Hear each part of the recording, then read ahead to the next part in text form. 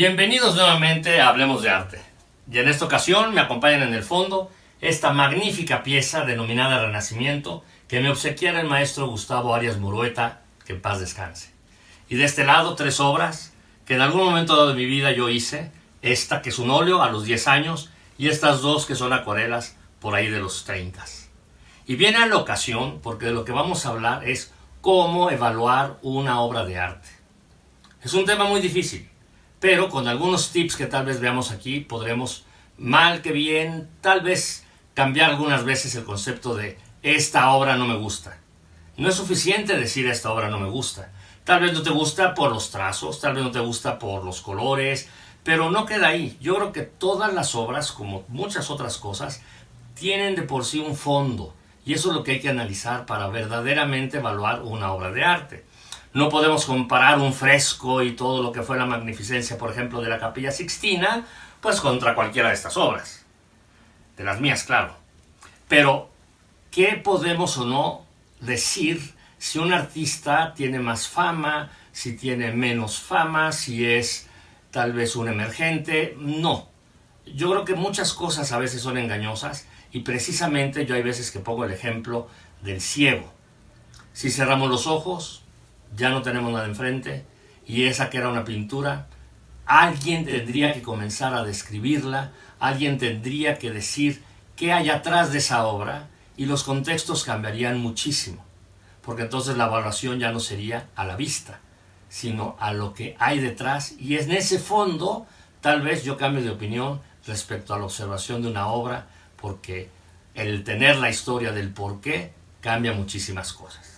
También ubicarnos un poco, no nada más en el contexto que envuelve al artista, sino en el propio del artista, porque mucho se refleja precisamente en las obras. Por ejemplo, de Darmonch, que tenía toda una serie de aspectos psicológicos y demás, están reflejados precisamente en sus obras. Si nos vamos, no sé, a Frida Kahlo, todos sabemos del accidente que tuvo y entonces por eso, psicológicamente hablando tal vez, la cantidad de autorretratos que se hace, pero no es otra cosa sino mostrarnos que tiene una inmovilidad, porque precisamente por eso contempla las partes que sí son visibles en buen estado. Entonces muchas veces todos estos sentimientos, todos estos traumas, todo esto que envuelve al artista es lo que van a reflejar. Y muchas veces cambia lo que hacen, porque Picasso se me ocurre. Muchas veces ubicamos a Picasso ya en la época final de su vida y pensamos que todos son estos, como algunos dicen, monigotes. Ojo, estamos hablando de obras maestras de arte. Pero me voy a quedar en el término de los que critican a Picasso en sus monigotes. Pero pocos saben que Picasso fue un gran paisajista en su momento, un gran dibujante, en fin, fue pasando por distintas épocas hasta que se encuentran. Hablando del maestro Gustavo Arias Murueta, casi a sus años más maduros, y estoy hablando 1 o 2 antes de su fallecimiento, y estoy diciendo ya prácticamente más de 85 años, un día me dijo: Ricardo, ahorita estoy encontrando el verdadero sentido del por qué pinto y cómo pinto. Imagínense. Y tiene toda una trayectoria que fue pasando también por diversas etapas de su vida, desde cuando empezó a ser pintor, cómo Cristina Kahlo la animó, el cómo después se hace realmente pintor y abandona la parte de su carrera arquitectónica, y cómo va creciendo con la familia, cómo muere su esposa, en fin, todo este tipo de cosas hacen al artista Gustavo Arias Murueta, que por cierto esta pintura que es Renacimiento fue ese volver a salir al mundo con sus obras después de una pausa que había realizado por diferentes motivos personales. De ahí lo valioso que para mí representa esta obra. Pero bueno, volviendo al tema, es conocer el entorno que realmente también envuelve al artista. Otra cosa a valorizar es precisamente los materiales, los colores, en fin, lo que hace a la obra. Esta obra en especial, por ejemplo, no se aprecia porque estoy en un plano diferente, pero aquí utiliza distintos materiales. Está polipropileno y después viene un salto que también se agregó y se pegó encima y se pinta, y esta sería una técnica mixta, pero le va dando formas. Los colores, ¿qué colores utiliza? Se utiliza colores tímbricos, o sea, estos que son muy directos, o hace velaciones o utiliza, en fin, qué técnicas va a utilizar, tanto de combinación de los materiales oleosos o acrílicos, en fin, hay muchas técnicas. Hay gente que ha experimentado quemando la pintura. Hay artistas muy conocidos que utilizan mucho esta técnica, como el maestro Leonardo Nierman. En fin, cómo manejamos los colores y cómo manejamos la manera de plasmar esos colores. Porque a veces el pincel es muy delgado. Si hablamos del hiperrealismo, hay pinceles de un pelo para llegar a detalles perfectos. Como hay ocasiones que podemos utilizar de plano una brocha de pintor o espátulas, en fin. ¿Qué es el cómo trasladamos esos colores, esos materiales a los lienzos?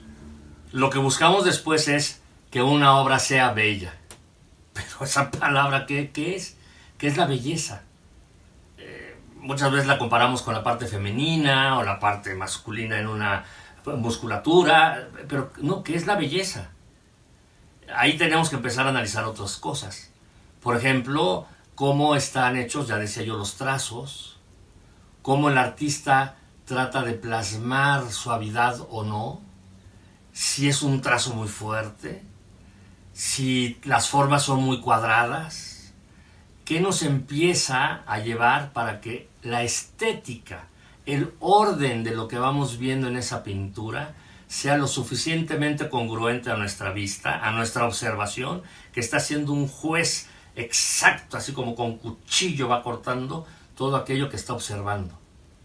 Pero entonces no nada más es que si el paisaje es bonito o que si el abstracto tiene muchos colores. No, empezamos a tener cómo están tal vez realizados esos trazos, cómo están esas formas plasmadas, para que efectivamente digamos si guardan o no una parte bella, una parte estética, una parte que coordine a aquellos sentimientos que el artista está tratando de plasmar de una manera hermosa. Pues bien, espero que después de estos comentarios tengamos nuevamente una forma diferente de apreciar las obras, no nada más decir me gusta o no me gusta, sino tratar, insisto, de encontrar el fondo y el porqué de las cosas.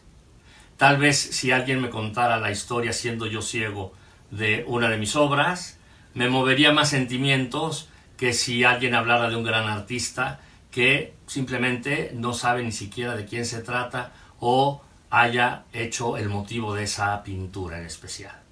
Entonces, tratemos de seguir estos pequeños tips que les di para realmente, independientemente a las formas, independientemente a los nombres de los maestros, tratar de hacer una buena apreciación y por lo tanto evaluación de una obra de arte.